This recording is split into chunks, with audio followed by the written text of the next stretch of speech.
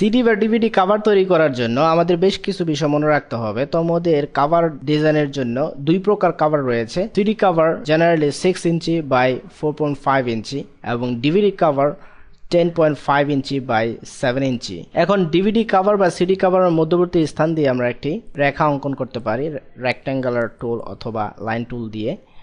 মধ্যবর্তী স্থানটি অর্থাৎ আপনারা জানেন মধ্যবর্তী স্থানে একটি পোল রয়েছে, সেই পোলটির ভিতরে বেশ কিছু বিষয় লিখে থাকি, যেমন অ্যাডোবি ইলাস্ট্রেটর CS4 অথবা যে কোনো ধরনের সফটওয়্যারের নাম এর পোলের ভিতরে থাকবে এবং পোলটি আমরা মধ্যবর্তী স্থানেই ব্যবহার করে থাকি। তারপর রয়েছে এর ডিস্ক কভার।